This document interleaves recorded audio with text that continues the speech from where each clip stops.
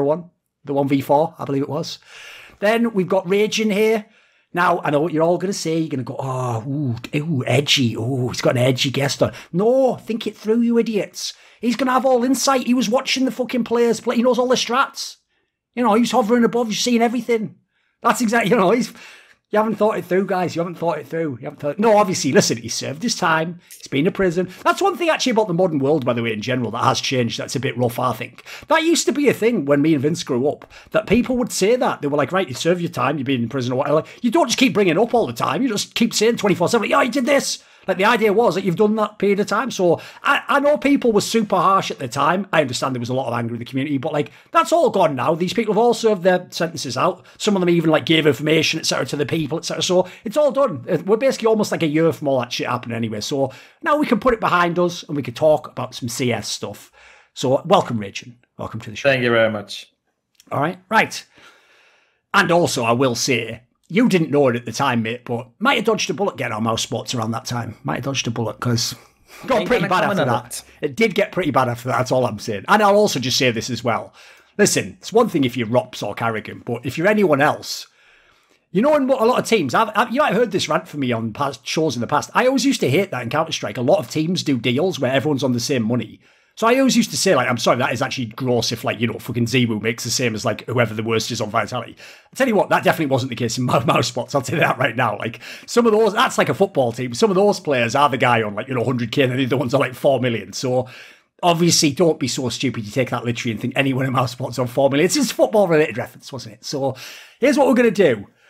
The first topic to discuss, it's actually perfect because we're recording this on Sunday evening and Gambit has just unsurprisingly won IEM. Now, I say unsurprisingly because they faced OG in the final, which is kind of a surprise in itself, you know, and because it's Gambit, like OG didn't really have anything that could do. Like, they weren't going to win, like, maybe could have won one map from what I saw. Like, I thought Gambit was going to win this anyway. So, obviously, ever since IEM Katowice, like, that wasn't a fluke, turns out, because actually, like, on paper, Gambit's the best team of basically 2021 so far, the last few months. Like, even if they lose, aside from when they play those small online cups, because if anything, that shows how online players, like, even Gambit can lose to anyone in those, like, Snow Sweet, Snow Cups or whatever. But if we're talking big online tournaments, it's fucking hard to beat Gambit. Like, if anything, that's half the reason Na'Vi keeps cock teasing people, because they always beat Gambit. You go, oh my God, they could do anything. And then they just do an Na'Vi, don't they? Just go, no, sorry, simple, no parole yet, mate, prison still. Oh, shit, solitary confinement again. Oh, bloody hell. And then you just get wrecked, don't you? So let's start there. Right, come on then, Rejin. I want to, as someone who was a coach, what do you think of Gambit? What do you think about Gambit's style? Because it seems like they're getting so many props from, like, people who are the experts at the moment. I think they're just such a well-rounded team. And I just love their... Like, if you see the story, like, from where they came from and where they are now, like, even taking a guy like... what's his name now? Like Hobbit, coming from being a major champion to then play with the secondary team in Gambit and then pull this off. I think it's just it's a really, really good story when you see it, and also, like, just the amount of time and hard work they put in is just paying off right now. And they were doing it when everyone else was like, it's COVID, mate. I'm not gonna put in the same hours as everyone else. And this is also why you see teams like Heroic, Gambit, etc. just taking off, where other teams are struggling. You could argue in the beginning, yes, online was a thing and they might have an edge there, but now we're way past that moment. Like, I would even say half a year after the COVID hit, they should be adapted, the bigger teams and all that. So I think, like, they're just extremely well-rounded team and some really, really good individuals. But I think when it all comes to all, it's just the grind they put in, the hard work they put in. It's like, I would say, even watching the old Na'Vi, like, you know, before, like, I think like 4 years ago, they were grinding super hard. Okay. And I think it's just paying off, you know? What do you think, Vince? Yeah, I mean, I definitely go alongside that. I think they're incredibly well-rounded. I think Hobbit is integral to that team. Axel and Shiro, obviously the two players that are going to get a lot of the plaudits because of their stats and they're very flashy on the server. They get a lot of the multi-frags. You know, they're the guys at the top of the scoreboard. But what Hobbit's done to resuscitate and resurrect his career has been extraordinary. It's been a bit of a miracle. But then you also look at Nafani, a guy that's only 19 years of age. He's the IGL for the team, just seems to know how to get the best out of all of his teammates. And what I find really interesting as well is that it doesn't just encapsulate the team. It's actually what goes on behind the scenes. They're always super quick to shout out Groove, who's their coach, and their analysts. This is clearly a team effort. It's not just the Axile and Shiro show. It's the entire package together that makes Gambit work this well. Oh, for sure. I mean, actually, I think that I agree also with Rejin. Like, even though there's a lot of teams in the online period that I have mad skepticism, like how they'll be on LAN. I mean, I'll give you an example. So their main rival, Heroic, I actually don't know. I think Heroic, if they go to LAN, like, I think they probably would. It'll take a few to get used to it. Some of those players have never been at the top, you know. And more importantly, like the style of play they have, everyone frags on their team. Like, mate, 5 players aren't going to frag out on LAN with some of them haven't got experience. You know, like, that takes time. You have to adjust. The difference with Gambit is they've got a system like that'll actually work on LAN, I'm pretty sure. Some of the players, yeah, again, it might take time. They're somewhat young, but that style that they play looks very, very good. Not many teams have found a counter to that at all. In fact, I only think Na'Vi does because they've got simple. I don't think they've actually found a counter to their style of play. Like, Gambit's probably got the best style in the world. Plus, I'll also add in, I said this on Twitter, but to me, the fascinating thing is, if you go by like raw stats, tournament after tournament after tournament, based on his playing style, obviously Shiro's like the MVP candidate for them every single time, right? But I've noticed actually that's changing. One of the reasons I think why you saw Axile get given the MVP for this like ESL one, for example, is because actually it shows that people on some level are leveling up their way they think about the game. Because I remember back in the day when Fur and coldzera were just beasts on their team, basically it didn't matter how well Fur played, because think about it, because he was always like the entry player. If he plays amazingly, well, he's not going to kill all 5 players. So eventually coldzera is going to come in, get the last 2 kills, win a clutch or something, and then coldzera gets to win the MVP. So I even said technically you can't win the MVP if you're Fur, because if you do well, that means coldzera does well, so then he wins the MVP. It's a bit like what happens with Electronic and Simple. If Electronic plays well, Simple plays amazing every time anyway, so then Simple win the MVP. I actually feel like part of the reason why people give it to Axile now is because he's an example of a player where even though his stats at this tournament were crazy, the stats mean nothing with a player like him. He could have stats where he has almost no plus minus, like just, you know, tiny plus, because the raw impact he's having on their game and in their system's massive. This is a fucking sick player. Like, again, I don't know where they found this guy, because he was in that old Gambit like years ago when he was super young. Like, he wasn't anything like this. I remember seeing him just being like, who the fuck's this guy? Some no-name player. So, man, they have caught lightning in a bottle in that team with some of the players they've got. What do you think, Rejin? But yeah, I was just about to comment on that, because I think like this is just the sustainability. Like we always, like in the Danish scene, there's always been talks about like, why are you not sticking together? You're splitting up way too fast, etc., etc. Like ever since 1.6 source and all that, like we have always been criticized for changing players too fast. And this is a roster that hasn't changed players for it's 2 years almost. It's a really long time, except for Hobbit, of course. I don't have the stats right now, but. It's just showing the persistency, you know, like, and we want this to work, and this is the grind, and this is the payoff. Like now you're seeing the payoff of these 2 years of grinding these loot bet cups, whatever they're called, everything, playing officials on and on and on and on, and not be bothered by playing or have to play 2 BO3s one day, where all the big teams is like, oh my god, I can't. You know, like me, like fucking crying all the time, like just because they have to play 2 BO3s or whatever, where they just sit down and play because they're used to it, you know. So I think it's just this just all comes together where COVID kind of benefited them, you know, by being this online era where they have to play constantly because they were used to it. It's not changing anything from them. They were grinding just much before. Now they're grinding again. Like I think also their system, the way they practice and all that. Like, I remember back in 19, I think it was, like, if you practiced Gambit youngsters, like, they were a good practice team because they were really solid in the executes, etc., etc.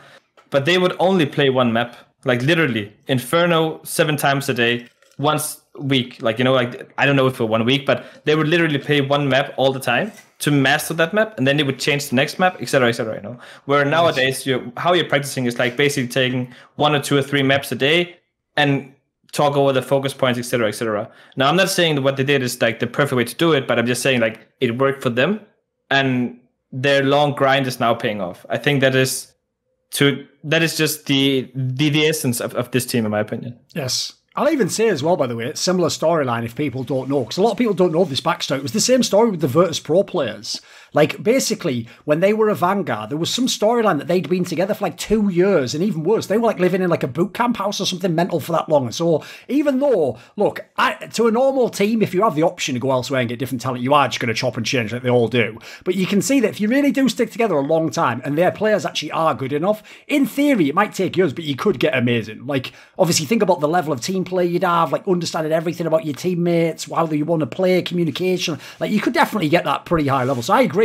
Mad plaudits to Gambit for all that training. Like, it reminds me of like rare examples, like maybe when the Brazilians first came up and they were just grinding in that house in LA and they had no ego. They hadn't gotten now where they're all like fighting and everyone's got big salaries and, you know, they can afford to like fuck around. Like, back then, basically, you would have never heard of those guys unless they just put their fucking nose to the grindstone, as we say in England, just go hard. So yeah, I agree. Always great to see hard work paying off.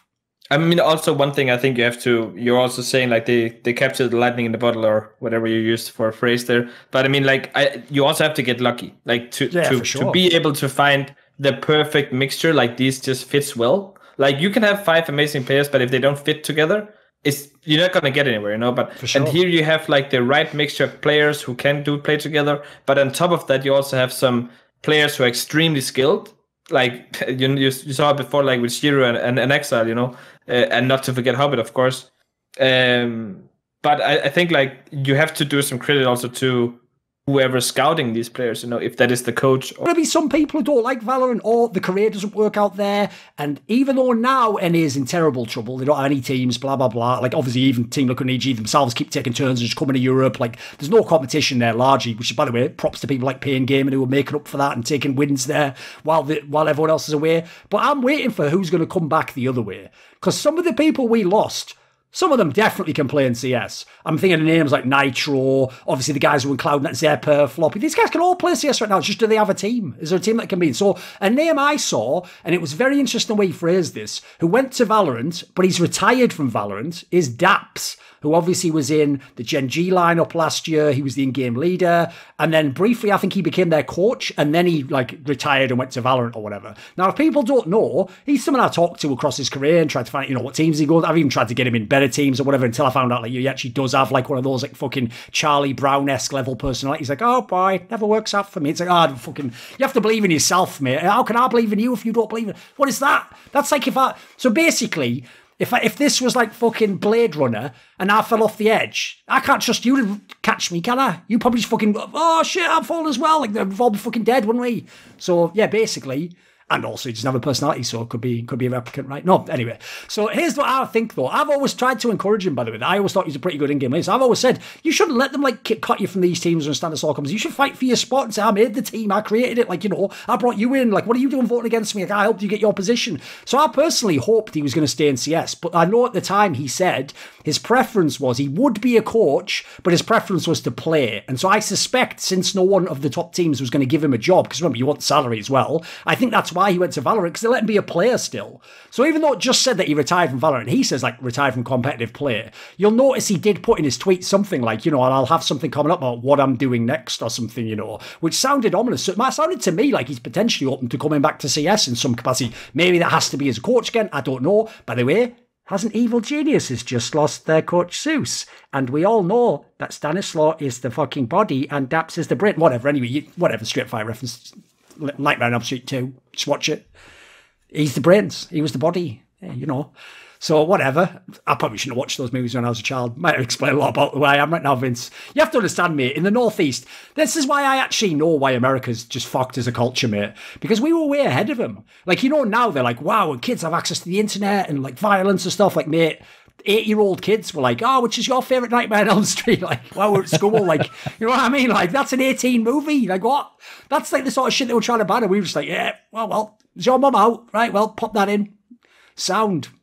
So anyway, there we go. That's a segment about why I'm fucked up. No, so getting back to Jdubs, I suspect he's coming back. Obviously, like I say, EG might be an interesting proposition. Also, would be cool if he came back in time to win that Gambit game. You know, I did just put 500 on it. Can I, please? No, okay. Right, what do you think, Rejin? Do you think Jdubs comes back to CS? Would you like to see him back in CS? I know he actually, in terms of like when he was around, a lot of it was more like overlapping with your time period. So what do you think? I mean, now I don't know the guy personally, of course, but my initial thoughts are: if you've been in the CS game for X amount of year, you're past, you're in your mid-20s or whatever. I don't believe you're gonna have success in Valorant because your passion is not there. Like, unless you have like some extreme like attachment to this anime or whatever you want to call it, cartoonist universe. Yes. I don't see you switching from CS as then suddenly this Valorant CSGO killer is coming in and you're just gonna fall in love with that. I don't think that. Like, for myself, like I can speak for myself, like I tried to look at it to what it was. Like, as you just mentioned before, I'm banned for CS right now. Who knows if I'm ever gonna come back? Like, I would love to, but it's unknown for the time being. So I also look at other possibilities, and I was offered some jobs in Valorant as a coach, like for big teams. But I can't look myself in the mirror and like just say yes to that and don't have the passion for it. Like, I don't want to do that towards an employee, you know. Like for me, I don't want to be that guy just saying yes for the money, because that will be easy to do. But first of all, I'm not going to enjoy it, and I'm going to do a piss poor job, most likely, you know. Sure. So I think like these guys who is like, if you have a guy like Ethan, for example, like what is he, 21 or 20 years old? Pretty young like still, yeah. Yeah, for me, I can see that happening. Same with Floppy. Like, they're easily to kind of, their attention span is not as high as the older guys, you know. So I see them could get into this universe of Valorant, but the older guys, yeah, I definitely see them coming back at some point. Like, but that's two reasons for that. Like the first reason is like their passion is just for CS and not Valorant, and the second one is like, Valorant is pretty huge, and all these new players coming in, you saw it in the start of CSGO as well. All these new players coming in took over a lot of the legends because there was no space for them, you know? Yes. And they just end up retiring and stuff like that. So it's going to be the same over again here in Valorant, I'm pretty sure of. And it's just a matter of time before like players like Hiko, Jdubs, or whoever the old fuck school they call guys, it, yeah. Mixwell, and all these players, they're just going to be like, okay, I'm done now, you know? By the way, if people don't know, we're not hating on Valorant. That happens in CS as well. Like, generations get replaced. I'm sorry, it's just how it is. You know, like, people forget. I always say this. I should really make videos on some of these topics. I have some like fundamental theories I had over the years that like just bear out over time. So one of mine was that like 1 year in Counter-Strike as a pro is like 5 years in a sport. Because in a sport, if you're really good, like Messi isn't just going to be good in like when he's 25 and then when he's 30 be like, well, that's it, I'm totally done, can't play the game at all, I'm trash now. Like in CS, Olofmeister was done something mad like a year and a half later as like a superstar player. Like it doesn't last that long. Like your career's just way shorter. So yeah, agreed. By the way, obviously, listen, if I don't do it, the fans will hate me forever. So the obvious joke there was, that's right, Rejin's giving you some advice there. What you got to do is sort of step outside yourself, see things from above, you know, sort of look at the whole bigger picture, see what everyone's doing, and then make a call, make a read, you know, figure out what the right move. Make the right one, no? Yeah, exactly. That's it. It's great advice. It's great. At least in this context, this particular Jdubs. So come on, Vince. What do you think? I think for me, the fact that he's 27, which, you know, in CS terms is like a granddad. And, you know, if he comes back to Counter-Strike, I don't really see him coming back as a player, because if we're being completely honest, the NA scene has been kind of ripped to shreds. Where would he realistically go to play? Maybe he makes his own team. Maybe some more players come back. I'm not entirely sure. I think it would make more sense for him to come back as a coach. I think it would make a lot more sense. And I think he could offer a lot more at this point in his career, to be a coach and to maybe be like the voice of reason. He doesn't necessarily have the most, you know, direct personality that is going to win people over, or necessarily like be the leader of men. But I think he'd be a really good sort of second opinion, or someone that you could bounce ideas off. The guy clearly has a great mind for the game. And is also just a nice guy that people will get along with. I can't imagine him rustling people's feathers up at all. So I think as a coach would make a lot more sense. And he did also say in his sort of goodbye tweet that it's no secret to people around me that I just don't enjoy playing anymore.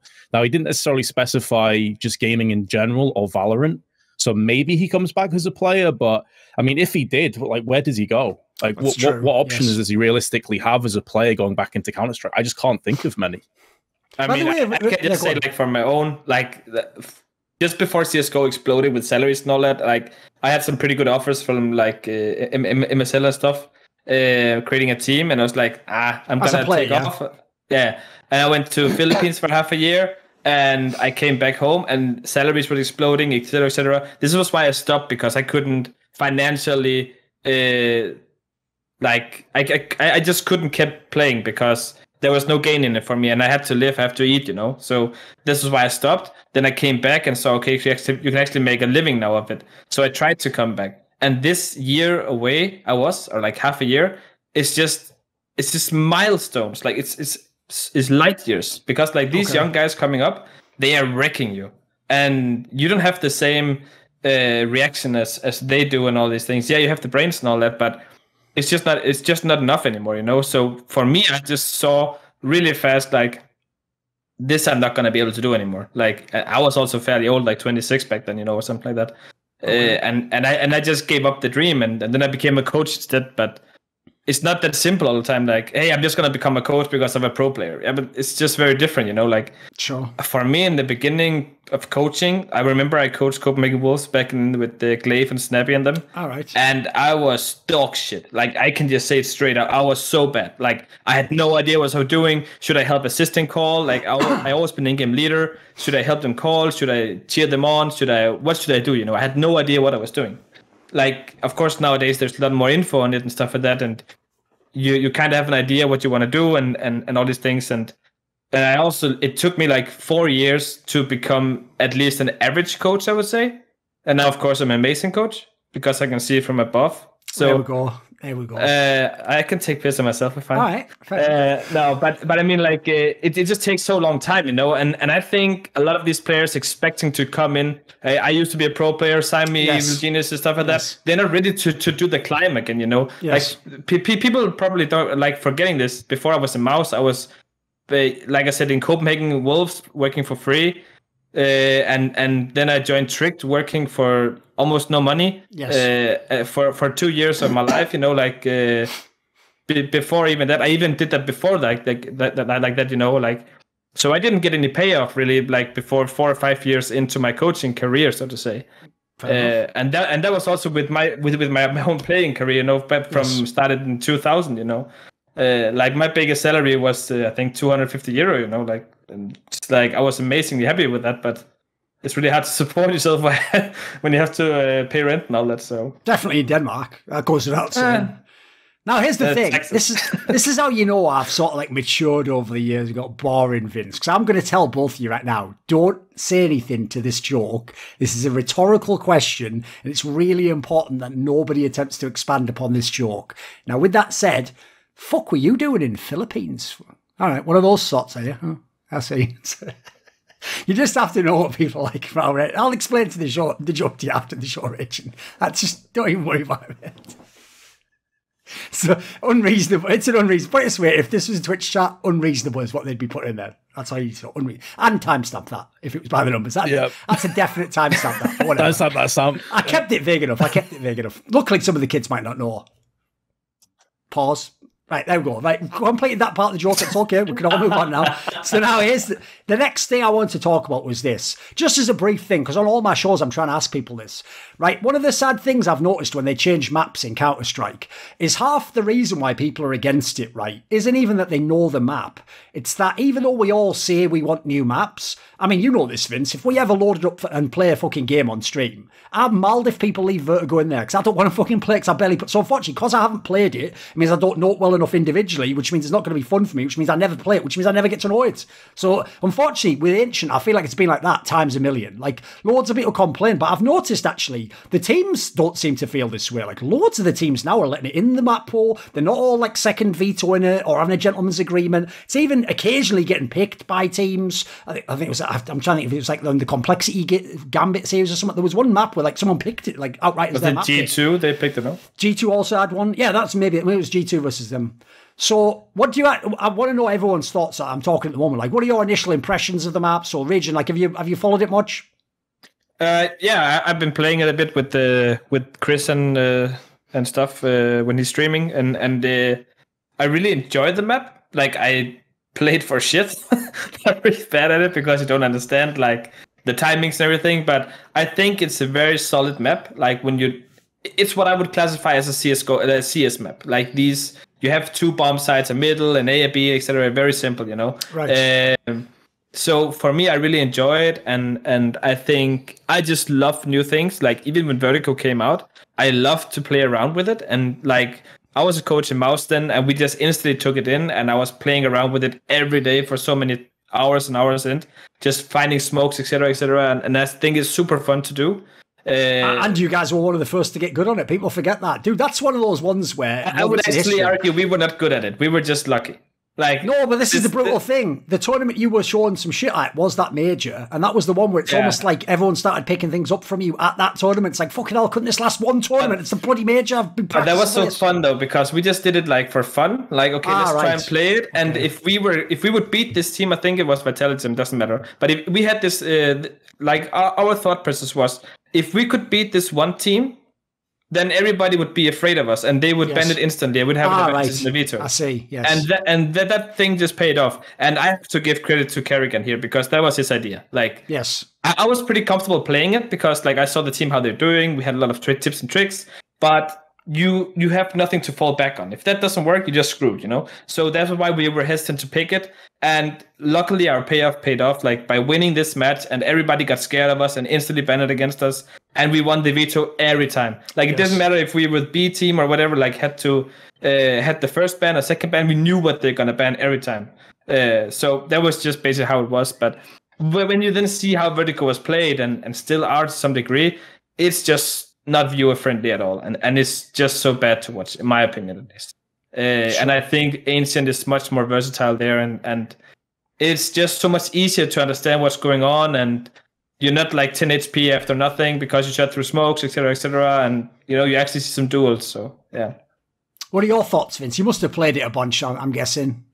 Yeah, I have. I do like the map. I definitely echo a lot of what Rejin just said, but for me, it still needs some fine tuning. I think there's too many close cubbies and angles, especially on the A side. A lot of entry and exit points. Plus, the optimization of the map is lackluster as well. I don't know about you guys, but I get like 100 FPS. Or something. Right, I see. Okay, yeah. Yeah, I get like 100 FPS less on Ancient than I do any other map. And is that because of like all the weather effects and shit?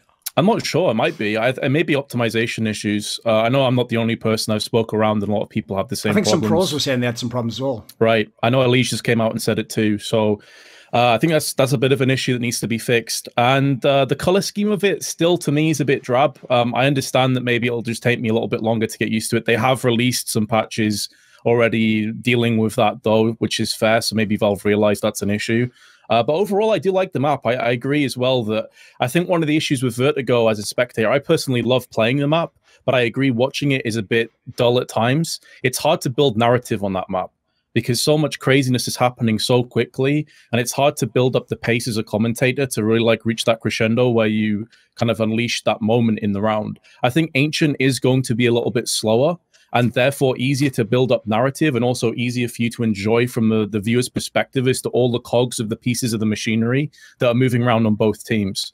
So I am looking forward to the map, honestly. At first, my initial reaction wasn't good, but after learning it a little bit, I definitely agree with what you said. A lot of people are so close-minded, they just say it's garbage without ever having touched the map before. Now that I'm playing it more, I'm actually liking the map a lot more. I think with a couple of little tweaks here and there, it could actually be really solid. Yeah, I have to say, I completely agree. Yeah, go on. Yeah, I mean, like, it's like just like Vince said, like I didn't mention like the colors and all that. Like I know for a fact Chris J is colorblind, so he has a really hard time on that map because of the models and all that. That's just a second bullshit thing, but that's how it is. I mean, this is details that hopefully get fixed, and the same with the box and everything you said mentioned. So, but yeah, I completely agree there. Yeah, I actually have the same problem. Like, I have the similar color blind. So the problem is, like, the colors like green and red, brown go like together. Well, that's all that fucking map is, isn't it? It's like the whole scheme's out. So whatever. It's a whatever on that one. That's why all I would do if I were them is to just maybe put like some lighting sources somewhere or do something that makes like a bit more visibility, basically. Because I don't want like a major decider. Because it's like, oh, sorry, this guy's corn to two shit. You lose. Sound. That's just not how I want it, is it? And I will say, even in light of all that stuff I said before, look, I'm just human. I also fall into the same patterns I can observe. So So I agree with Vince. Part of the reason I hated Vertigo anyway is because obviously I was just watching it all the time, and it's just not as fun a match to watch as like Overpass or something like that, you know. But everyone tells me, oh, it's so brilliant to play, but because if you haven't played it, you just get banged by everyone who's a super expert. I remember I played it one time on Semler's stream where Semler was streaming like sub games or something. And I think he's even kept this VOD up because he's a cunt like that, where in this VOD I'm on his team and I'm just raging the whole time. I'm like fucking Clint Eastwood, like Gran Torino or something, just me going, oh, he fucking come behind again. Oh, so you can come down that ladder anytime, Gary. No one's even watching that. Like, it's just me raging the whole time. Like, you know, normally what I try to do when I don't play with Vince, I complain a little bit, but in general, I try to just, you know, go with the flow and be like, oh, it's okay. Because look, we also have other people like shit that play with us and go, it's fine that we're all bad losing the game. This is totally fine. But in that one scenario, probably because I knew I was on his stream, I was just tilting, mate. I couldn't handle it. As I've always said, the only Vertigo I fuck with, the track by U2 from about 20 years ago. That's a Boomer reference at this point in time. That is actually a Boomer reference. But it is a good song, yeah. It's a fucking banging song, isn't it? It's a banging song. And why they haven't licensed that to use at the major where they introduced Vertigo, well, that's just beyond me, mate. It's even talking about it being in a place called Vertigo. What more do you want? What more do you want? I guess guys probably want fucking Bass Hunter to make it, don't you? In joke there, whatever. In joke. Is it even a thing anymore, Bass Hunter? I don't know. I don't follow music. I listen to 1970s prog rock music, mate. I don't need to. Like, basically, the internet could die tomorrow. Well, I need computers still, but I'd have all the music I need. No problem. Don't worry about it. It's 19-minute solos. Yeah, exactly. Right, so what we're going to do now is I'm briefly just going to go... Let me see... Oh, actually, I had another topic I want to talk about quite briefly, which was one thing I found a bit alarming, and this is the downside, unfortunately, of like a mixture of the online period, the fact that like we have so many teams now that play in the different tournaments. Like, you never know which like 10, 12 teams they're going to have there. They have a few teams every time, but then there's some, like for example, Navi wasn't at this IEM summer. You know, there's some teams that aren't there. I've noticed like the viewership at some of these tournaments is not really that crazy. Like, I was seeing tournaments here where it's like, dude, this is like barely 100k for like a massive playoff match or something. I know at Flashpoint, which was like the EU RMR, so it's supposed to have all of Europe's best teams, the only two games that got over 200,000 concurrent viewers were the two NIP and Anonymous games, and that was nothing to do with the game for obvious reasons. It was like the mixture of the delays and the drama and fucking everyone obviously just wanted to see, oh my god, what's going to happen? Like, that's not like they thought it was like, it wasn't the final, for example. That wasn't like Mouse Sports versus NIP. So we've had like two tournaments that on paper, IEM Summer's supposed to be one of IEM's big tournaments. You know, this would have been like a potential LAN if you'd have had it. So I'm a little bit concerned about this because forgetting the whole like Valorant and other games and stuff, like CS in general, remember the actual player peak wasn't even that long ago. Supposedly like the game's supposed to be popping off. So maybe we can start with you on this, Vince, because you're coming from the broadcast side. What are your thoughts on this? Like, do you have any concerns about where CS is at? Do you have any theories as to why the viewership isn't as crazy anymore? I think a lot of my opinions on this are a little bit bleak, to be honest with you. I think a lot of it stems from viewer fatigue. Something I've been talking about for a long time. There's just a barrage of Counter-Strike right now. You have event after event. Sometimes events are overlapping one another. Sure. I think it's incredibly difficult, even as somebody that, and yourself and Rejin, I'm sure, are all in the same boat here, that very difficult to watch all the Counter-Strike that goes on simultaneously, to keep up to date with everything that's happening, to keep up to date with all the results, all the stories, all the twists and the turns. If you have a full-time job and you have responsibilities, you have no hope of doing this. And I think a lot of the time when you're seeing the same teams play each other 5 or 6 times in the space of 3 or 4 months, it loses its charm a little bit. It's not must-see Counter-Strike anymore. You know, you're going to see that same game 2-3 weeks down the line, so why tune in? I think it's a culmination of quite a lot of different things that are on top of each other, but viewer fatigue for me is definitely at the forefront. Even I don't get a chance to watch all of the games. Sometimes I don't want to watch all the games. It's too much. It's too much to juggle. And I think a lot of the people I've spoke to that are in my community are in the same boat. To them, CS just has lost a bit of its charm. You can complain about online if you want, but that's all we have. It's that simple. You're not going to get LANs back anytime soon, consistently.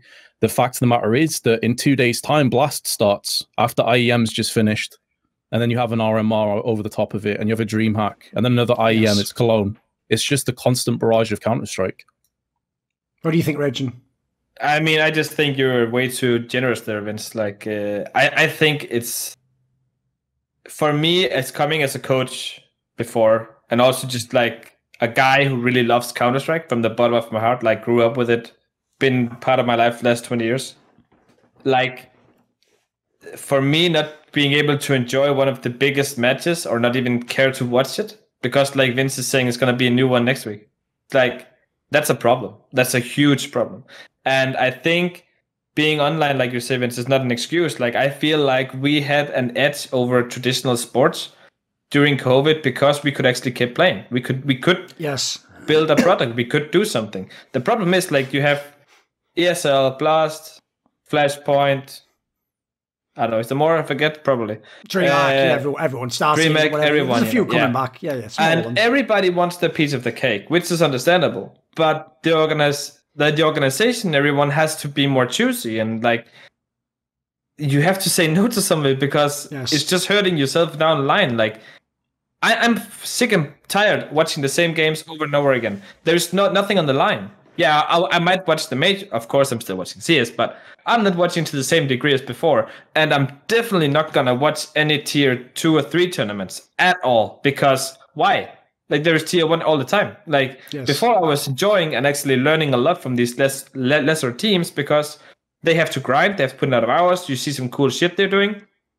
You're not going to see them with the big teams because they're playing. They don't have time to reinvent themselves, etc., etc., you know? But now it's just a constant flow, and that is for me the biggest problem. And it's sending us like we're just choking ourselves here. That this is my feeling of it, and I think it's complete bullshit. I hate it. The thing is, what it boils down to as a commentator, you're constantly thinking, why should people care? Right? You're building a narrative, you're building story points, trying to invest the community, invest the viewers into caring about the game that they're watching. If they feel connected, they're going to see it through. Why should I care about Gambit versus Heroic for the 4th or 5th time at this point? What's different? Like the venue may be different. Yeah, like the problem is like it's like having like a good football reference, like the El Clasico. If you had that every week, well, who the fuck would care then? Sure. You know, like, but here you have it like once, whenever, you know, and here, like you're saying, like, for me, yes, of course, it's also a problem that, quote unquote, problem that we don't have the fully Brazilian scene, which is freaking massive, as well as the Russian scene, which is freaking massive. And once you don't have Navi in a finals or whatever, the viewership is just gonna drop. And now, since these newer teams are coming and taking over, it's just going to drop even more because who the fuck cares about Heroic? Like for me, I love Heroic. Like, I think they're pretty good. They're a really good team and they're making some pretty good tactics and everything. But for the average viewers who is like, oh, Astralis, you know, because they know the brand or they know MIBR or whoever the fuck it is, you know, FaZe or whatever. But the fact of the matter is just like they're not the best teams anymore. And why are we watching CS? Are we watching CS because of the brands? Are watching CS because we want to see good CS? Yes. You know, like, I think that's what it comes down to. And you just don't care about good CS anymore when it's every week. Yeah, that's definitely the case. Like as sad as it sounds, because a fan who's maybe like a hardcore fan would think, what are you talking about? I love Gambit and Heroic. No, but like he says there, I'm sorry, literally, I mean, listen, maybe not this Astralis, but the one with Device. If I could make a match tomorrow and I could run 2 matches side by side and I could have Na'Vi play Astralis with Device still and I could have Gambit play Heroic, I'm not joking, I bet you the Gambit Heroic viewership is lower than the Na'Vi one. Even though the Gambit Heroic is like a final of a tournament and Na'Vi versus 100%. Astralis right now would be like a group stage game, but it would be bigger. And then as sad as it is, it's not even a joke, MIBR with anyone, any players, even these ones, would be like 200k. Because this is just the way that the demographics work. Like Rejin says, like, people know the brand if they're really casual. Like, they don't know everything in that. You always have to remember, unfortunately, when you get to that many viewers, most of those aren't, you know, trawling websites every day. They aren't looking on Reddit. They aren't nerds like we are. They aren't watching this show. Like, they're just people who see, like, oh, my friend says there's a game on now, they click it and they start watching the stream. Oh, is that Navi? Who the fuck's Heroic? Like, they, you know, that guy, like he says, I agree, that unfortunately that does kill it. The other thing to me, you touched on it briefly, is, and it goes with some of the fatigue, is these formats. Like, I was fine with having, like, for example, the kind of IEM summer format with, like, the big double elim, like, group stages. When it's LAN, because LAN play is so great. I'm a sucker for fucking Counter-Strike. I love to watch it, right? When it's online and already some of the games don't mean as much, There's too many games. And one thing that I think is a really bad move is the way that these TOs managed to fix it. Because if everyone had a big tournament format like that, right, you could never run the calendar. So instead, they made this bizarre pact with each other where they just sort of cross over each other while the tournament's going on. So Flashpoint plays the first few rounds and then stops the tournament and goes over. And now you're playing an IEM tournament instead. And then you pause that, it's not playoffs yet. We'll go back to the Flash and then we play that. And then we come back and it's blast groups. And then, but no, wait, now we're over there. It's like, where's the storyline? Like, there's no, like, I think right now, no joke. I know teams won't do this because TOs rather, because unfortunately they're just going for maximum viewership. Like, they want like the number of viewed hours. They're just trying to get the hours as much, so as many games as possible is good for them. Literally, you would do a way better job in terms of the fan aspect if the tournament lasted 4 days and it was 8 teams. And it was like, right, you start on day 1, and whoever's there on day 4, it's going to be who's going to win the tournament. And we get to see every day we're watching these 8 teams go to 4, go to 2, go to 1. Mate, I could get hyped for that. Whereas, like, that's another thing that's killing me. It's almost like I'm trying to watch 3 movies at once. Like, I watch the first hour of one, pause it, then I go to another one, watch that. Like, how could you even keep track of that? You'd be even going like, oh, fuck yeah, he betrayed her, didn't he? What's going on? Was that Iron Man or is that Thorin? What is this? Like, I can't follow this shit. And remember, that I'm in the scene. If you're a fan, I can't even imagine if you're just casual. Like, all right, is that still tournament going on? Like, that sort of goes against the grain of what we used to do in Council. Because we came from LANs, we came from 4-day events, 3-day events. You know, it used to be a small format. That's what we came from. So we've gone too far the other way now, in my opinion. I mean, like, there's just one thing that bothers me so much. It's like when I saw you guys, and this is not me kissing Duncan's ass. When I saw you guys do the Flashpoint one with the segments you had, when you actually had some fulfilling segments in between and before and everything. Now, I can't remember exactly how it goes because it's like last year or whatever. But I just felt that was so much more interesting than me seeing, oh, here is 9 hours of Counter-Strike. Like, who the fuck cares? Like, I'm okay with 2 hours of Counter-Strike. And like Vince said, who's watching 9 hours of Counter-Strike in a row? No one. Like, literally, you have to be a hardcore fan or whatever, or you have to be the broadcaster or talent yourself, you know. Then you're watching it. Otherwise, you're not. Like, not even I am watching 9 hours straight of Counter-Strike. But what I do like is when I have these segments leading up to it. I'd rather have us have minimal, like, let us agree on, we have a match at 9 o'clock, whatever it is, you know? And then you have a build-up to that with segments, whatever going on, you know, like in football, whatever. Yes. I think there's just so much lagging from the production side when you are looking into this, because like for me it's just like no one is watching so much CS, and even you can argue even 2 best of 3s, which is let's say an average of 6 hours, who's watching that as a regular fan? No one. Sure. Yeah. But yeah, if it was 2 hours, yeah. And that's also the problem with when you, if you want to take it a step further, why is it not on more Flow TV, you know? Like in the television, BBC or whatever. Like in Denmark, They have started to build it up. The problem is you never know if a match is going to be 2 hours, 3 hours, 4 hours, 5 hours. Yes, that kills it for problem. TV. Yeah, they need to. If people don't know, when we did E-League, one of the reasons why we had to have like it the way that we did is because you only had like, I don't know, 2 hours. And basically, if it goes over that, I mean, on E-League, because it was American television, they even had some mad stat where like every minute it goes over, because you're just eating into like the viewership of the next show on the TV channel. You're just essentially losing like thousands of dollars for the TV. So yeah, it's mad. Like you couldn't make out like a big show like this. Yeah, it had to be like, it has to fit in these considerations. Yeah. Right, what we'll do now is I'll switch over because I've got another topic coming up, and we'll just like to win. You know, I would, like a lot of people, I would enjoy winning. It would be good, wouldn't it? Also, so here, for me, it's like, if this was a semi-final or final, I would go with you on big. But here we are in the beginning of the tournament and everything. I think G2 is going to come out rolling and smashing. Because right now, how I see big is like lacking confidence. Like this is the biggest majority, like the biggest factor for why they're not doing so well right now, as they did like, was it August last year approximately? Yeah. They were like really on top. They just have full of confidence, same as Heroic. They just boulder out, smash everyone. That is what they're lacking. I think G2, they just have like some kind of mental blockade, like when they come just before the finish line, you know, like they just can't crawl over it for some reason, you know. But you always see them do good, like in the start of the tournament and everything. So, yeah, I'll be my. Right, well, do your own research. That was I'm just picking it on. I just fucking wrecked myself in 2 sentences there. Whatever. Back to the games. So for G2, what do you think of that, Vince? Because obviously last year when they made that move and Nico came in, it was when they still had Kenny S. So most people were like, holy fuck, if you've got Hunter and Kenny S and Nico, like, this is it. Carlos is a genius. This is the move. You know, they're going to #1 now. Now, they were actually worse then than they are now. Like, they were getting even worse results. They were sort of just like a good, but like, you know, like maybe 6th best team type scenario. So what have you thought of this G2? The one with Amanek and Jax back in the lineup. I've been impressed, honestly. I mean, I'm willing to give them more time. They have been like 3 months since Kenny S was basically replaced, and the issue for me right now is they don't have an out-and-out star AWPer. Amanek's picking it up on the CT side. Sometimes Nico's got it. It's reminiscent to me of like Liquid with Nitro almost. They do definitely struggle sometimes against some of the heavy hitters, the likes of, you know, Gambit in particular, by the way, is like their kryptonite. The last 5 times they've played Gambit, they've lost every single match. Now, obviously, Gambit have been phenomenal. We've already talked about them.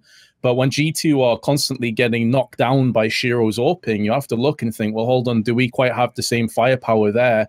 Yes, you've got crazy individual players, but is that going to be enough when you don't have the AWP? For me, the AWP is too important not to have a primary AWPer that can be locked down and absolutely solid at all times. That's no knock to Amanek. I personally actually have become a massive fan of his. I think he's super adaptive, super versatile, and has done an excellent job in that roster. But I think that's maybe the missing component right now, is either Amanek needs to start to turn into a star AWPer and really have that layer of impact, or they need to think about what the next step is in terms of bringing in another AWPer.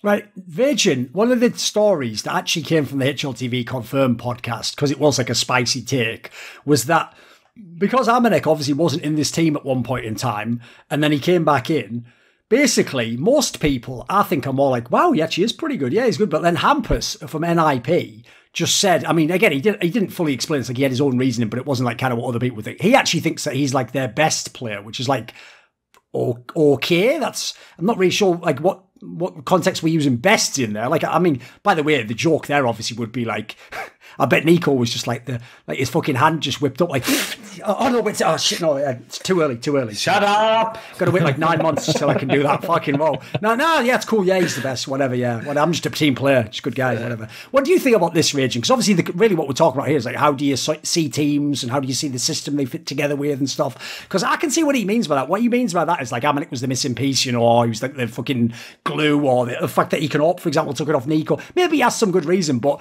to me, like saying best there is like, I don't know about that, mate. Best. I think that's to stretch it. I don't know how to bend it so I can make Amanek the best player in G2. Like, you could say he is kind of the guy who is the willing the bitch to make it easier for everyone else. In that case, yeah, he's the best player. That we can agree on. But him being an amazingly AWPer, no. Like, a decent AWPer, yeah, but everyone can be a decent AWPer. Like, there's just this difference where people is forgetting, like, there's a reason why Device Simple Saibu is just so amazing with AWP, is that they have basically not always AWP, but most of them has always AWPed, and I think actually Simple transitioned into AWPing, as I'm not recalling wrong, but I tell you how many people tried transitioning into AWPing where it's gone horribly wrong, and they just dropped up completely, you know? It's not easy, especially not anymore with these young guys where there's coming new AWPers up and they're wrecking people. Like Voro 2K, I saw in Medlines, like he is insane, that guy. Like, I'm just like, what the heck, you know? Besides being a really good player, but also an AWPer, you know?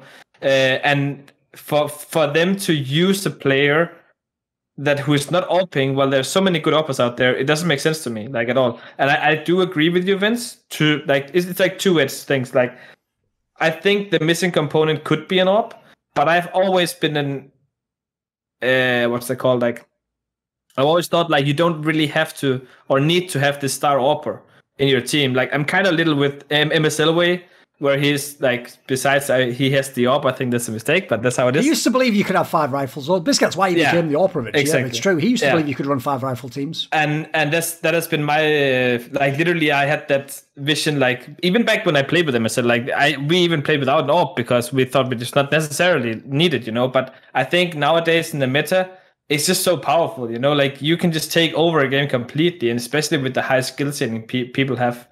But I think you're completely right. They're like, if you match up Amon against Shiro, Simple, Saibu, wherever, like he's gonna get trashed, you know. Yes. Like, and I think that is the biggest problem right now, in my opinion at least. And yes, he can maybe take some load off Nico and whatever, and make him perform better by taking the up, because then he can get his roles he really wants. But that doesn't make Amanek like this truly amazing player, in my opinion. Yeah, I have a bit of context as well about this, because I went back and watched the clip. Hampus said he believes Amanek very rarely makes mistakes. He's very difficult to read as a player. Like, he does random things or catches you off guard. The glue player, as you said before, they're Duncan. And also, he believes that Hunter and Nico are insanely good players, but Amanek offers more stability. So it seems like it's a case, as he said, he's like that glue player, the player that brings everyone together. I do also wonder if there's maybe a little bit of gamesmanship as well, though, from Hampus, knowing that a comment like that may get under like Nico's skin, or bother some of the other players, like just to fuck with him. To sort of trash talk him a bit. Right, I see what you mean. Yeah, it would be a legit tactic, right? Like, try and get in their head. Yes, I mean, I don't even play him, and I've been trying to get in his head for about 4 years. So fair enough. Whatever.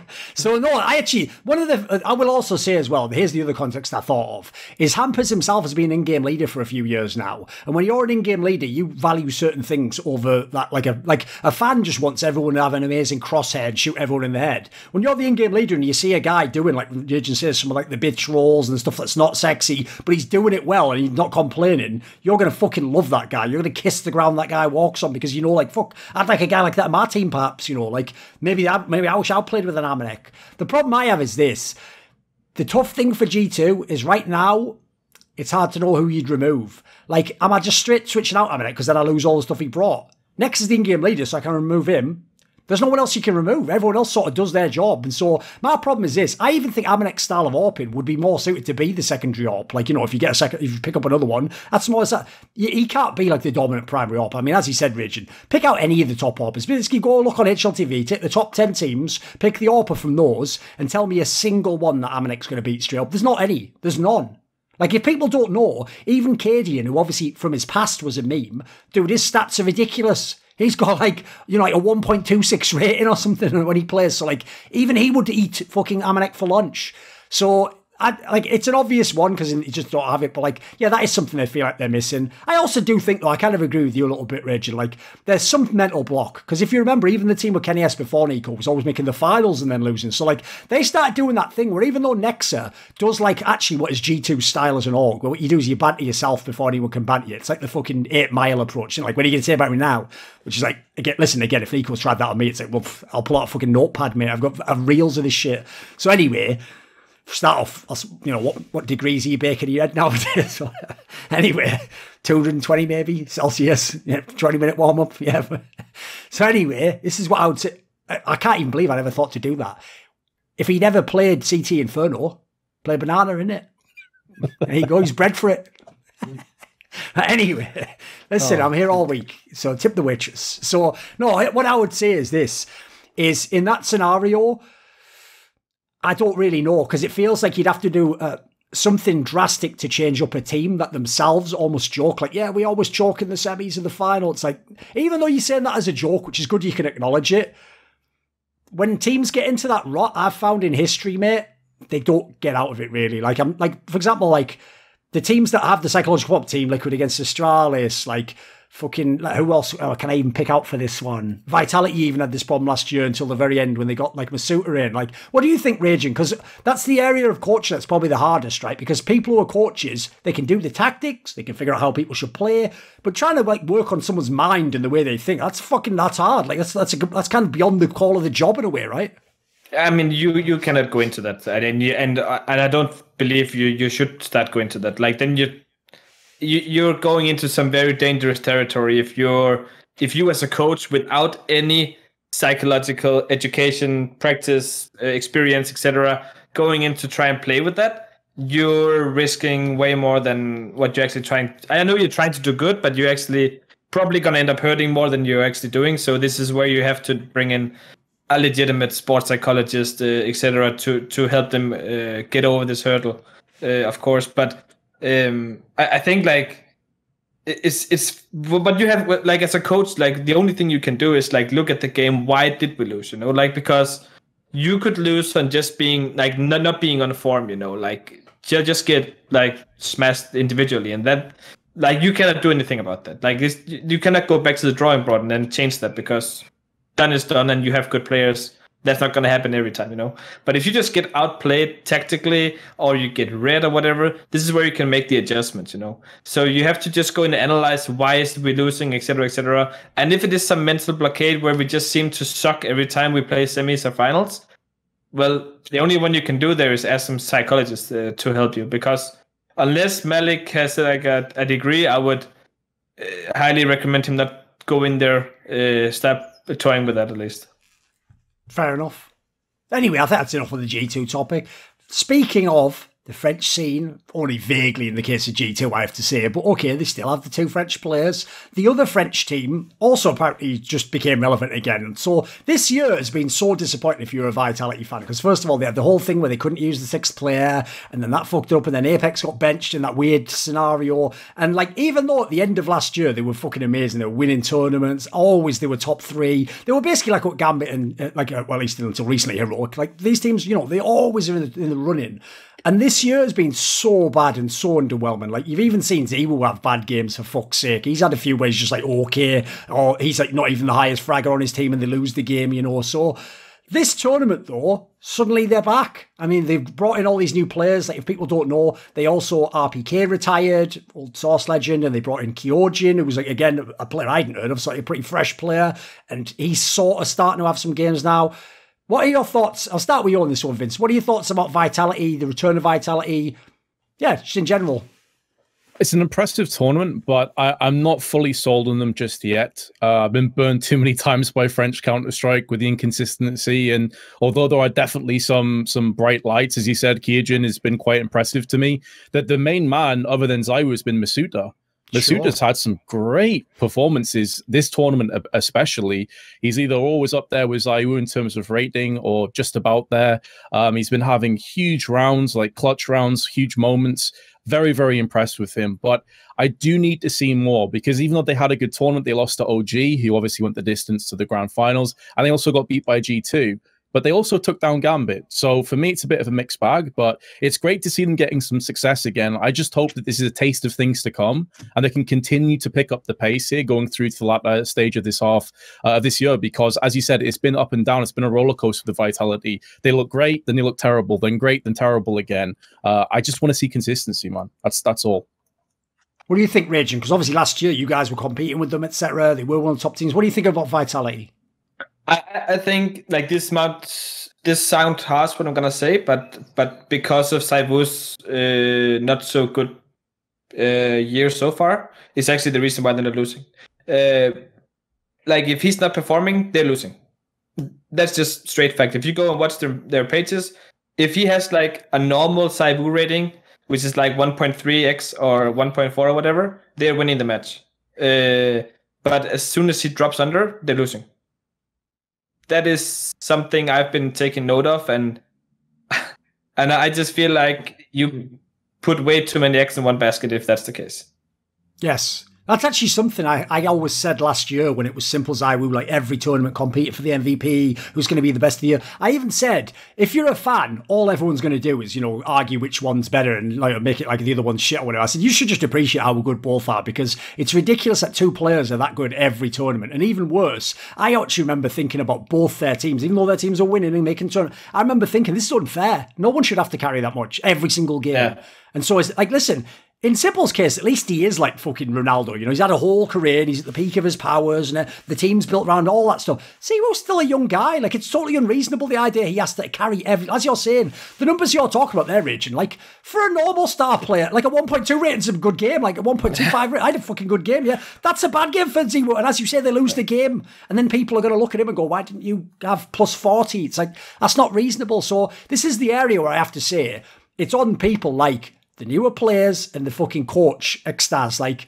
if you want to be called the best coach in the world, this is where you got to figure out a solution, mate. Because the solution can't be, I can do everything if one guy does the best possible numbers in the whole world. Like, there's more to coaching than that, mate. Like, there's people who don't have your player who are beating you. They don't have some of these teams that are placing ahead of you. Like, Heroic doesn't have a Zebo. So that means in that scenario, either you're playing on easy mode or you've got to show something like that. You've got to figure something out with these newer players, or you've got to figure out a new style. You've got to even figure out, by the way, what do you do with Zero when he's having a bad game? Because the thing about a player like that, when they're as good as they are, is you sort of let them do whatever they want if they're getting all the kills. But if they're having issues, eventually they've got to become just another player in the team again, haven't they? What are you going to say, Vince? I was just going to say that one point to maybe counter some of that, although it is still early days, is I think we are seeing Masuta has the ability to maybe be that second player, to maybe be that like electronic to the simple sort of part of the equation. There were a couple games in this tournament where ZywOo wasn't top fragging, where he wasn't top rating. It was actually Masuta, and they won those games.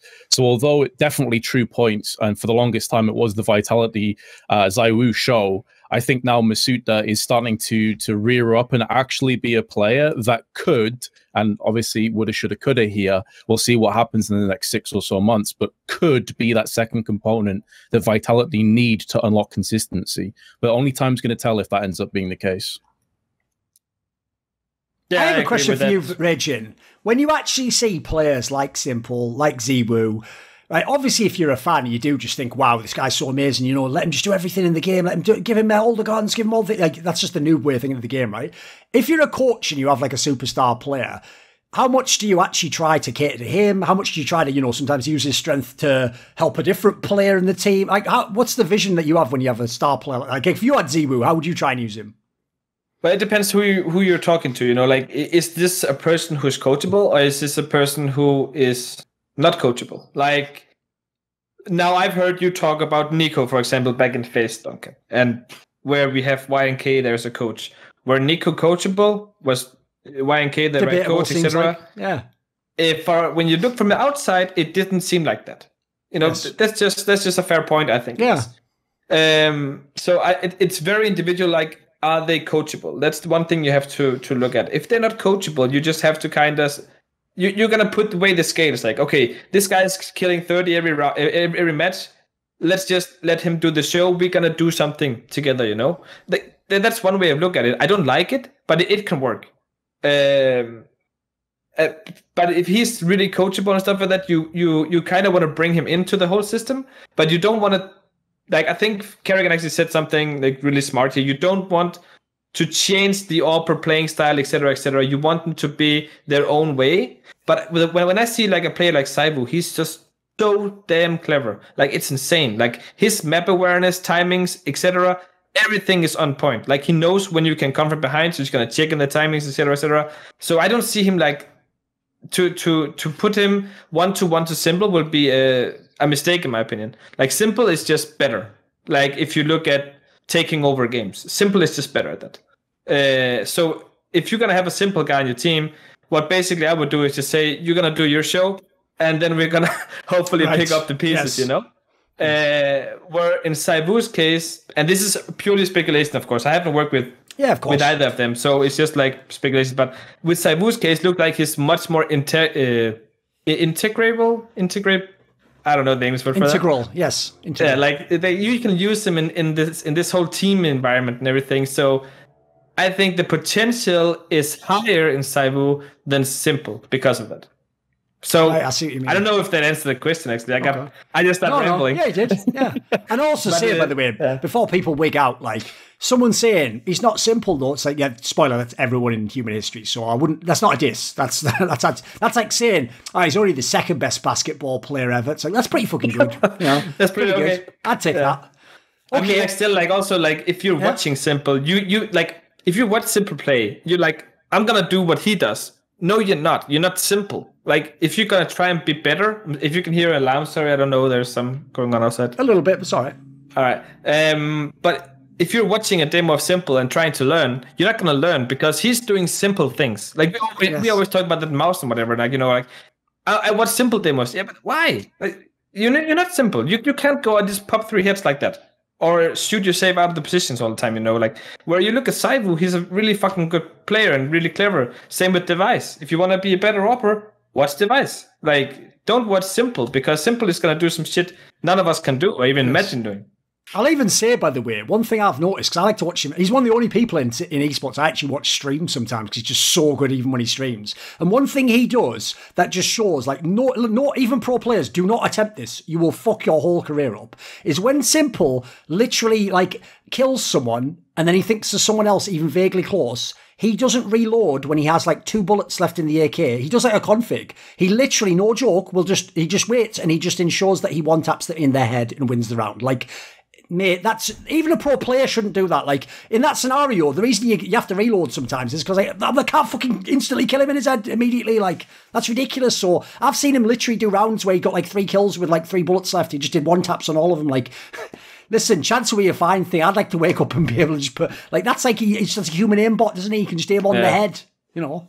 And he's just so good, man. It's like, here's the question. Oh, keep going, mate. Like, it's like the equivalent back in League of Legends when Faker was you know, the top player, and you'd have all these people mid laners that would try and copy him, and it's like you can't. Mechanically, he's so much above you. You're going to learn the basics wrong if you copy him. And that's not because he's wrong, it's because he's Faker or because he's Simple. He has that natural ability to pull it off. You're just a pleb in comparison. Like, you have to build your blocks up first. There's a saying actually in English like that that's about like learning, you know, it says that you have to learn the rules before you can break the rules.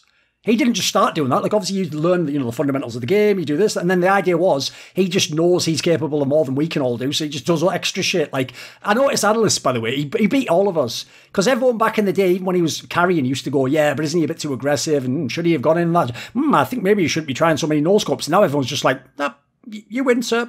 Yep.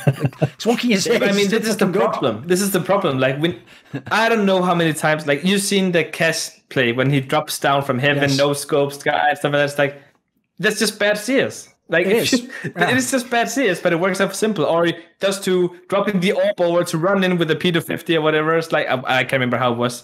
You know, like, this is like, but why? And it just works out because of him, you know. Like, I remember I had a conversation with the Voro 2K guy. He's a good friend with Simple. And we talked about when he tried to knife Nitro, I think it was. Yes. In that tournament where they actually, and they actually got out because of that. Like, yeah, they lost the map at least, Yeah. Where it's like the discussion was from this young guy telling me that, yeah, but there's still 2 guys left.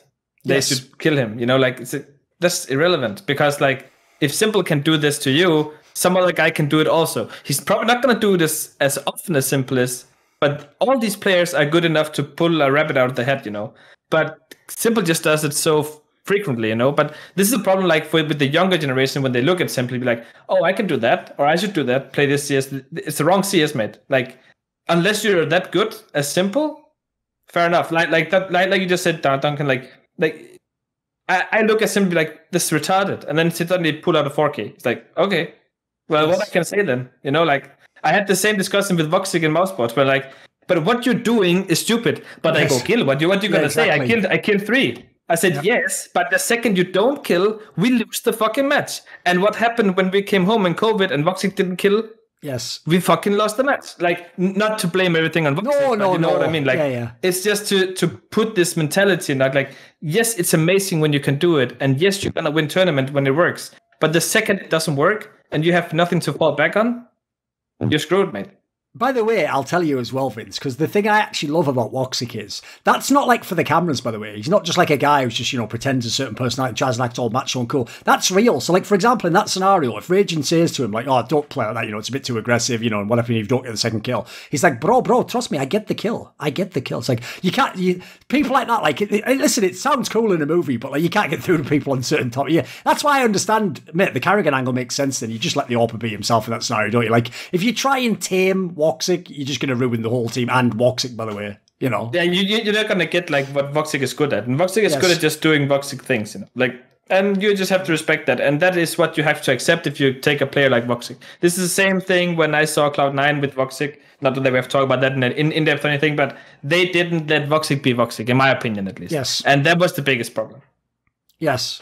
I mean, I will say, just as a random aside on that, part of that problem I always thought as well was, Alex had all this stuff where, because Vitality was already really good, everyone's like, oh, it wasn't Alex, it was just Vitality without him. So I'm sure there was a lot of pressure on him. I'm like, you have to do something different with all these players and show you're a genius and stuff. So yeah, I don't know. That whole thing was a mess, wasn't it? Right, here's another topic I had, and it's a topic no one else ever discusses for some reason on these shows. People do sometimes discuss, will this new team that's good online be good on LAN? Or the classic one obviously was, this is something that Mousespot skated by him for a long time. Well, they were really good on LAN right before we went online. So can we just wait? The two teams that everyone always said this about, Fnatic and Mousesports, obviously, because they were so good on LAN. And then we went online and they sort of fell off a cliff. Now, the problem with that is, it's just too long ago now, guys.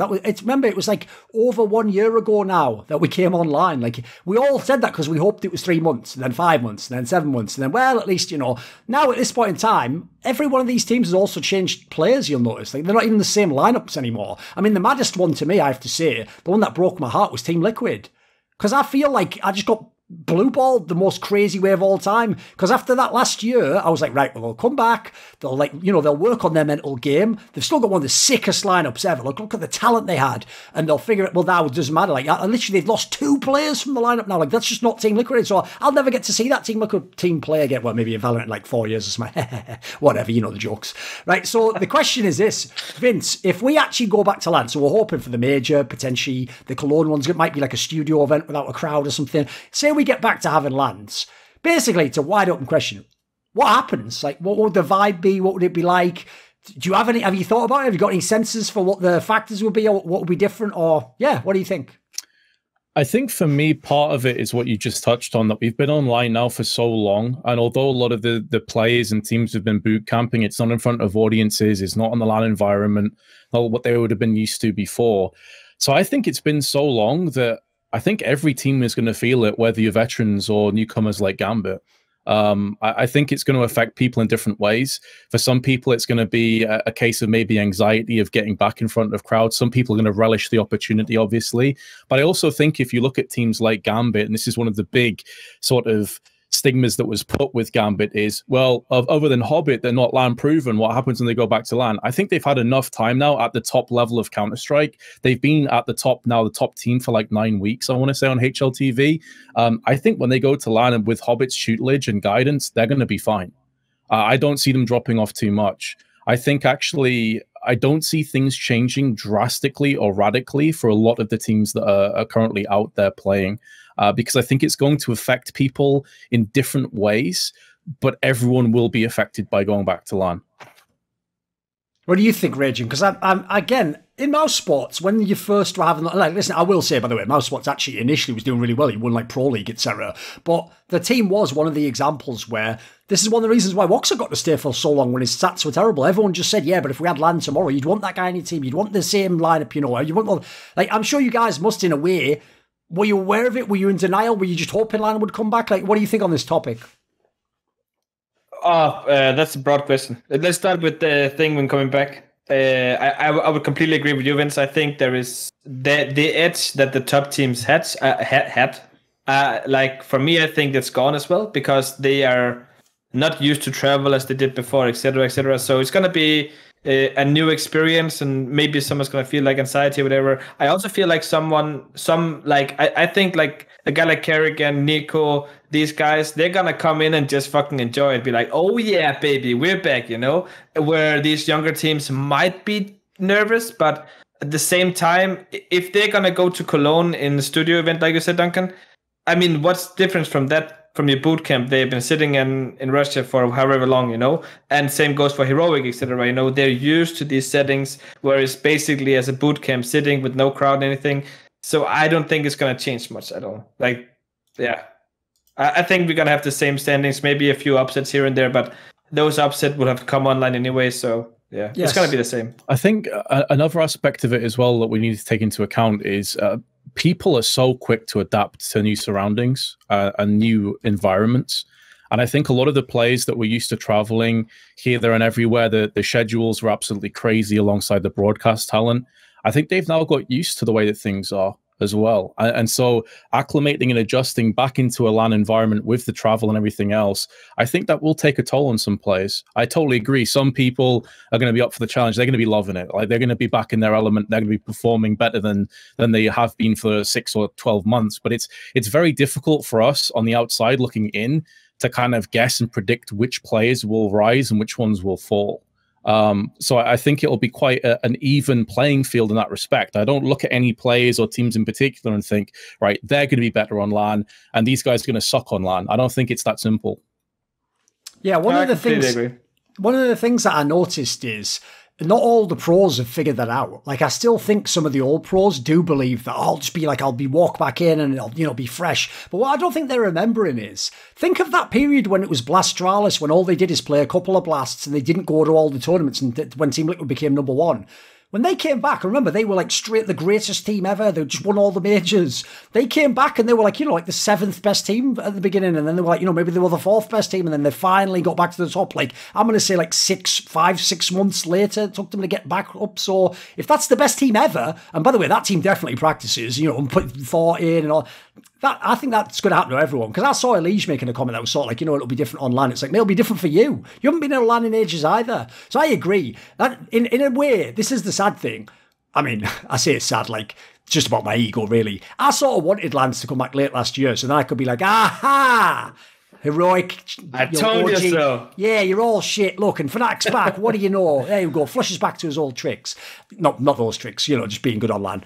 Right? Basically, I was waiting for that because I was going to be like, yeah, exactly. I told you there's a concept like this. But actually, it's been so long now. Logically, why wouldn't Gambit be good on LAN? Like, everyone's going to start over again. Listen, yeah, there might be some nerves, blah, blah, but they're going to come in so good at the game that can probably make up for it. So I think people are in for a big shock when we have the major. If that's one of the first LANs, hopefully we have this Cologne event before.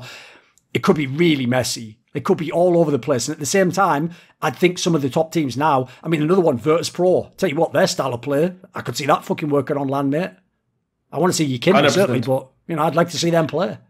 I mean, like, to round back to your question there with mouse sports and all that, like, when the COVID hit and we had like the first Pro League online where we ended up second, I think, just lost to Fnatic in the final or however it was.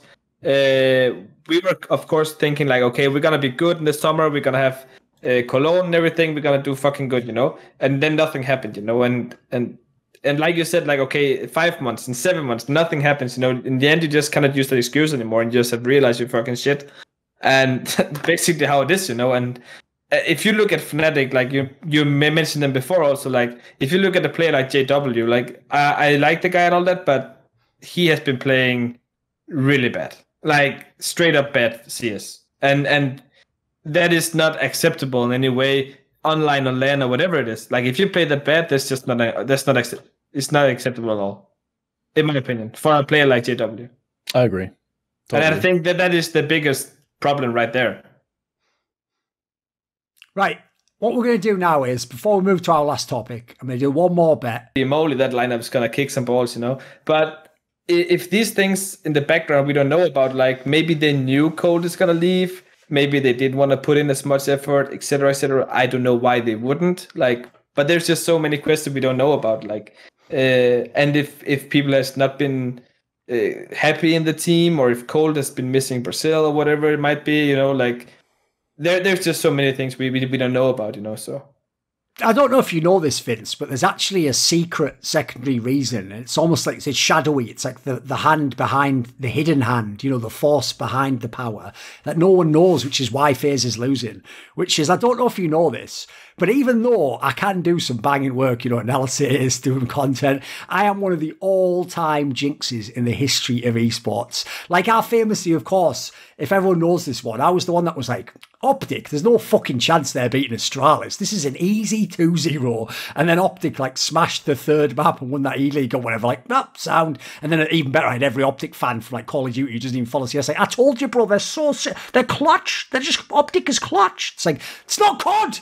They're not hitting the same plays, you damn fuck. They're having the Optic banner doesn't make you clutch, you fuck. What are you talking about? So anyway, I will say this.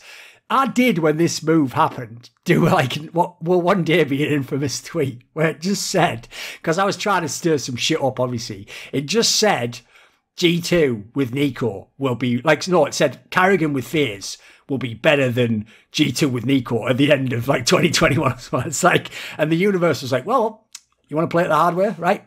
Take care of that. Make G2 really good and fuck FaZe completely. So they're wrecked down, mate. They're never going to come back from this. So I don't know about that. Then again, I also did say Cold Zero would be good. So maybe now the curse is lifted. What are your thoughts on FaZe clan here, Vince? Because I was like, we've already talked about it. On paper, it looked amazing.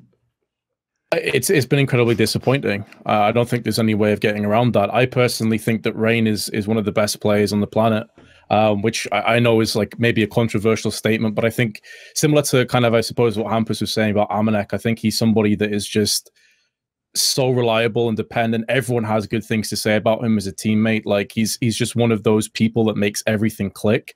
So the fact that Twist, Brokey, Cold Zero alongside Rejin and Carrigan have had such dismal performances, it is a head scratcher. There's no getting around that. This is a massive underachievement for this squad, and I was definitely on board. Like the hype train when Carrigan joins FaZe, I think, right, this is it. It's a match made in heaven. This is where FaZe become like one of the best teams on the planet. Maybe there is an element of knowing that Cold Zero was out the door, but now I'm concerned as to who steps in as a fifth. If it's Olof, I don't think he necessarily fixes their problems. Maybe it can be a stopgap for a little bit.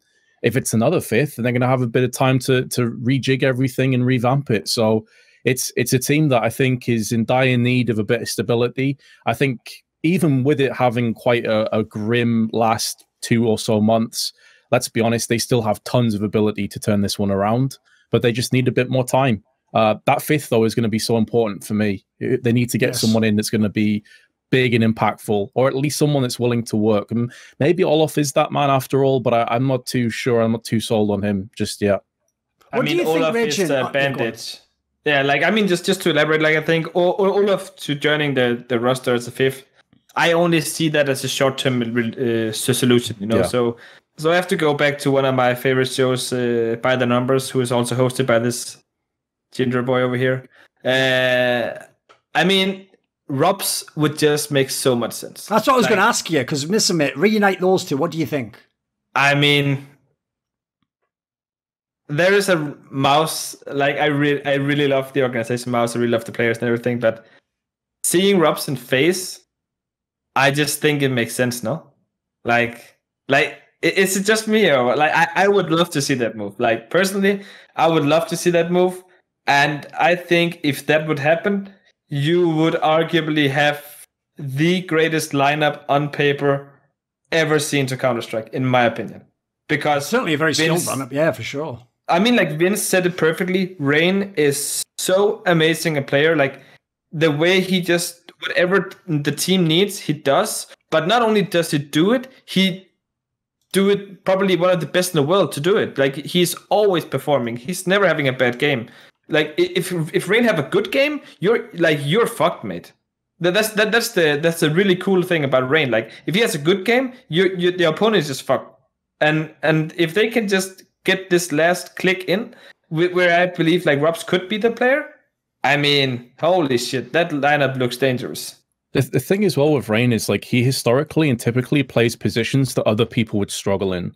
Like ramp on Mirage, for example, he excels. He excels in these difficult positions that other people typically want to shy away from. And you can't, he's worth his weight in gold. And the fact that he's also a really sound, like level-headed, humble guy is just, it has to be a dream for Carrigan to play alongside him. So yeah, I mean, Robs to FaZe would be phenomenal, right? Like I think instantly that move makes everyone super excited for FaZe and what the future might hold for them. Especially because the cool thing to me is, yeah, go on. I just go. I mean, like just to see the personalities, as you say, Vince. Like Rejin is just like we hang out a lot because like he's very good friends with Carrigan and stuff, and he's just such a nice guy. Like he's just so humble and nice and down to earth. And when I see all these players, literally everyone is down to earth. Like Twists. He's not like this, oh, look at me. Like, it's like, if you have Stewie and Twist, you have like two different worlds, you know? And the same goes for everyone else in that team. And Robs is not, like, it would just make so much sense. Like, it would be an enjoyable team to hang with, to talk with, a pleasant team to be around. And then you just look at the raw skill on that paper. Mamma mia. I don't know how to say it, Lance. The other thing to me as well is, like, listen, a lot of teams want Robs because obviously he's just an amazing player. But again, if you're having problems in your team currently, like Carrigan is, just bring in the guy that was always awesome in the last team you were in. Like, that's a move that could, like, instantly work. You just put him in the positions. I think, yeah, listen, I know it's going to cost a lot because that's one of the things I, like, revealed in my video because basically the buyout is fucking huge. By the way, I don't blame mouse spots for that. I wouldn't just let you have my star player for no money. Who am I, fucking Mad Lions? Oh, it makes sense. It makes completely sense to, like, I mean, like, for me, if I was in Mouse now, I would not let go of Robin at all because, like, Robin is Mouse as it is right now. Like, there's no changing about that. We can argue that Frozen and Mouse is Robin in some ways if they're asking for $1.5 million. So yeah, you can argue that. Words. I mean, like, but so here's my question. Yeah, like, is $1.5 million a lot of money actually? Like, when you think about it. Listen, when you say that, by the way, that sounds ridiculous on the surface because obviously you say it like you make it sound like CS players have gotten really out of touch with all the money. Like, at the end of the day, Vince, is $1.5 million a lot of money? It's like, we come from the northeast of England, mate. Like, people kill you for £1,000 there, mate. Like $1.5 million. I'd say. You mean in CS terms, obviously, though. Like, obviously, we've had $1 million buyouts. Like, I heard, like, Nico was some fucking enormous buyout to G2 like that. So, it depends how good the player is, right? So if you really believe Rops is like a top 5 player in the world, that probably is actually the sort of range you have to be in. And as I said, I heard it wasn't just like it wasn't just FaZe Clan. There was like every team that could want a player was just like, how much is Rops? Because that's the other thing to add in. Like you guys have said about his personality, there's loads of really good players, Nico, let's go back in time, ochs, etc., where, like, listen, you'd want them because how fucking sick they are in the game, but there's some stories, you know, there's some rumours, maybe this guy who was troublesome or he has to have things his way. Dude, there's no story like that about Robs. Every single teammate's like, oh, if anything, I heard that sometimes he was one of those guys who, like, wasn't, like, playing selfish enough, you know? I mean, he is the most exceptional teammate you can ever get. Like, he is just friendly guy, never shit talking, hardworking. And when I say hardworking, I mean extremely hardworking. Like, I remember we started playing Vertigo week after he knew smokes from every spawn position to the deep ramp and B side. And like, what the heck? It's like, okay, that's pretty awesome. And when a player does that, it motivates the rest of the team. It's just something people are forgetting. Like, he's a hardworking. Yeah, but he's not like, everyone is hardworking in some way. But if you're that hardworking and it shows off in that way, it's gonna be transferring to the whole team. Yes, where the whole team starts to be rub off. Thank you. That sounded wrong. Just one of those things, you know. Anyways, like, he is just amazing in every single way. He is, and it just spreads like fucking COVID, you know. Like, it's amazing. It's amazing what he can do, you know, and what he brings to the table and the team. It's just yeah. Right, here's the thing. There's one last topic, so I'll quickly say, if you have something else in mind, give us, like, some sense. Like, if someone's watching now who's a pro player and something, are you open for offers or inquiries or whatever? Yeah, I mean, like, I'm still on a suspension from the ESIC until next year, and I intend to uphold and oblige those rules. I am in talk with the ESIC to figure out how the status are with the major and Valve and everything, because as it is for now, I'm actually permabanned from majors, which is hopefully gonna be changed. I've been talking with Ian and all that, also regarding my part in the investigation. But yeah, like, my big dream is, of course, to come back with CS and be able to coach, because I know I'm fucking good at it. And like, there's not many coaches in the scene right now who can do what I can do. And this might be me being a little too proud, but I know where my strengths are and all that. And it wasn't like my strength was not being a general manager or a senior manager in Mad Lions. My strength is within CSGO and or CS in general, which is also why I haven't left CS and to go to Valorant, because my passion is here for the game, and I truly hope one day I can return. But I also accepted the fact that if this was the end, then I can only be super proud of what I achieved and learn from my mistake and be super disappointed in myself in the mistakes I made along the way. So yeah, I'm definitely looking to start work again. Like, I would love to do some analyst works for people and stuff like that to get back into the game. right now I'm just helping out some team for free with some analyst works and stuff like that. But I would like to be more permanent, of course. So yeah. But yeah, I'm not in any hurry, and we have to see what times will bring. So. Oi! This video was kindly supported by Eddie, Kris with a K, Lagger15, Pronogo, Shenlong, Zachary Carter, Zack Schmidt, Adam Ochs, Alexander Rao, Animosity, Dean Tanglis, Doomseer, ErikHillestad, Hades, Jdubs, Jensen Goh, John Shelton, Joseph Ginsburg, Kovacevicd, Tobias Bernasconi, Zoomba, and Zyrathenia, and as always, special thanks go out to my main man, Jerky's Minion. Want to suggest a topic or a guest? Do you want to ask a question in one of those AMAs? Do you want teasers? See who the guests are? Maybe you want to take part and chat with me in one of those esports discussions. Well, for all of the above, put your money where your mouth is, join the Patreon link in the description box below, and become a part of the Skrilluminati.